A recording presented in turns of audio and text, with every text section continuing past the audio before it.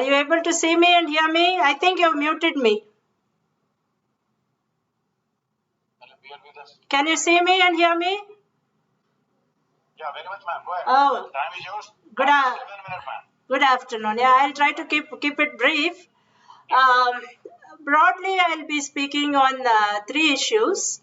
First is the immediate topic of the panel discussion, which is synergy, greater synergy between the ATIs, which is the acknowledged subject of the present panel discussion.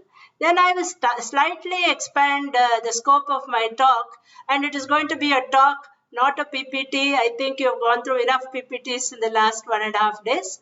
I'll be just flagging two more issues, setting ATI education in the larger context of public administration education, and then some issues which came to my notice, which I think has as COVID learnings during our war against COVID, the kind of issues that came to my notice, which I am flagging for your attention.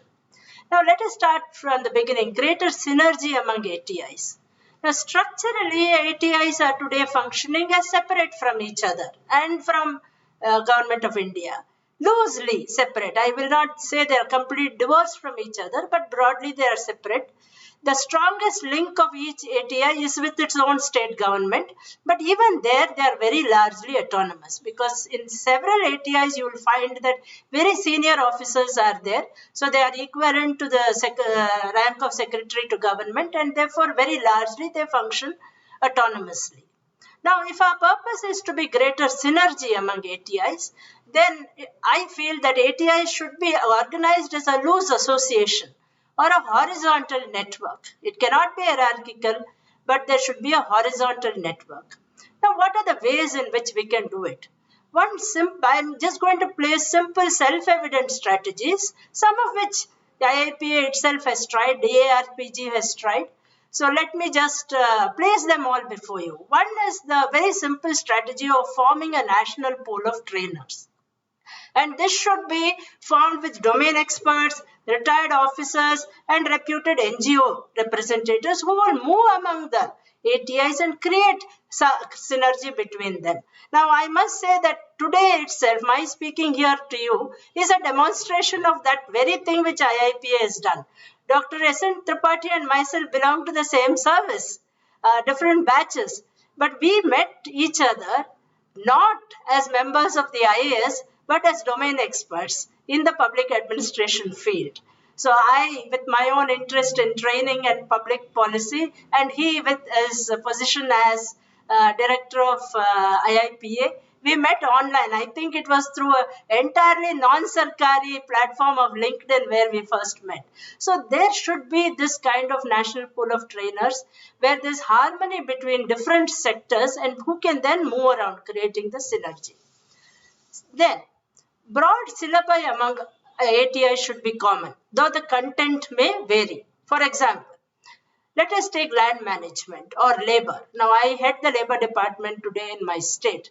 Land management, labor relations should be part of the syllabi of all ATIs because they are critical and important to state administration across geographies.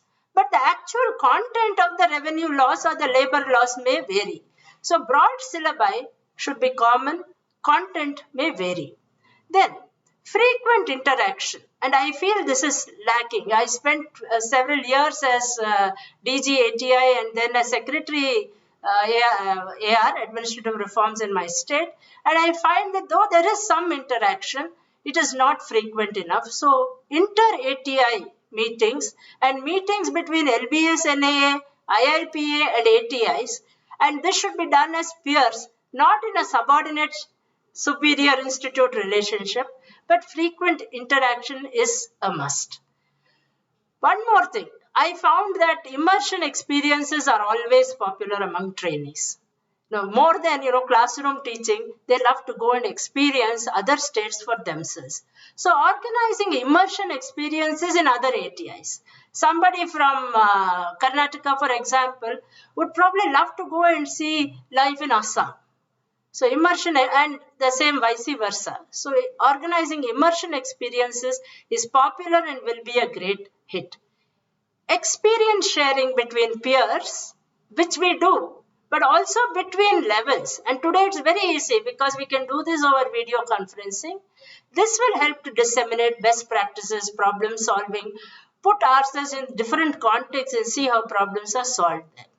Then we had this session yesterday, faculty training and faculty exchange programs across ATI will bring greater synergy.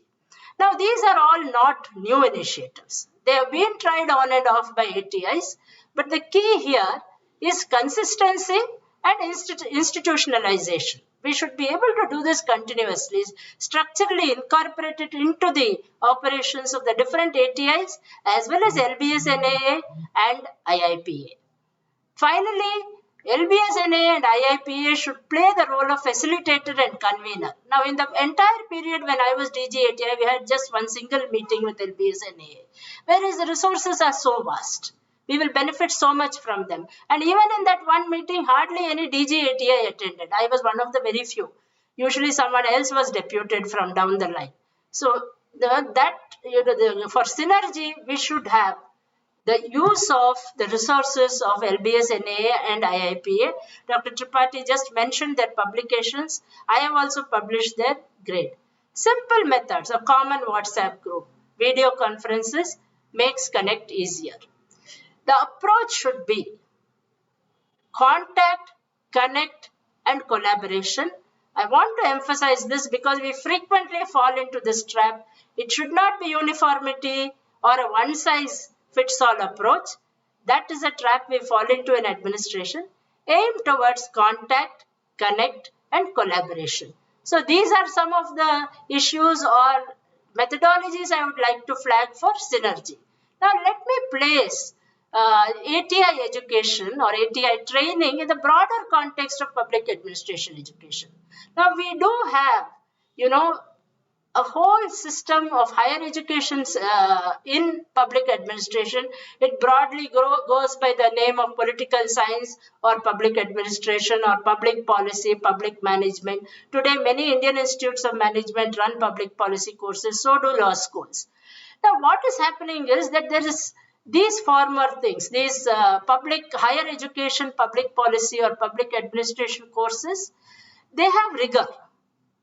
But direct experiential content is lacking. They are more academic. So they fall into the trap of becoming theoretical and constrained by the scholarly lens. Whereas real life is not a lens, it's a kaleidoscope. Also, many officers avoid these programs as being too tough. Now, the ATI programs, now these are rich in empirical content. They are very authentic, but they are completely lacking in academic rigor. So what is the danger here? It becomes like a laid-back break from work. And many officers avoid this also because the value addition is not seen. So one thing which I would like to flag for today's deliberations is how to marry the two. How to bring the rigor of an academic program and the richness of a ATI training program together so that both value addition and academic rigor are combined. So this is one question which I would like to flag for the audience and for the deliberation. Then let me come to the third, and with this I will close this thing. What are the last 2 years, and particularly the pandemic, what have they taught us? Now, COVID-19 has thrown up so many challenges and changes in our professional world. But one thing which it has brought home to us is that capacity building is the single enabler and tool available to us to navigate the changes that we will confront in both the professional and the personal world. And so what should we do with respect to capacity building? Now, first is leadership. Now, every big crisis is a test of leadership. But COVID-19 was not really about political influence or corporate power. It was about the everyday leadership that we as individuals and citizens demonstrated in our daily life. Therefore, our capacity building should focus as much on qualities and character traits as on specializations. Traits such as calmness and equanimity, skills such as communication and problem solving, the attributes of a strong work ethic and compassionate worldview. And of course, the leadership that is able to lead with persuasion and influence and not dictate, encouraging participation and not hierarchy, and is purpose led and not power driven. This is what ATI should focus on. Second, the frontline and backroom become important. Now, Dr. Charu was talking about digitalization. In an increasingly digitalized world, with social media creating a virtual reality, presence and authenticity become even more important. Now, what happened during the pandemic? Decision making was being done at the higher levels of the medical fraternity or the bureaucracy or the polity.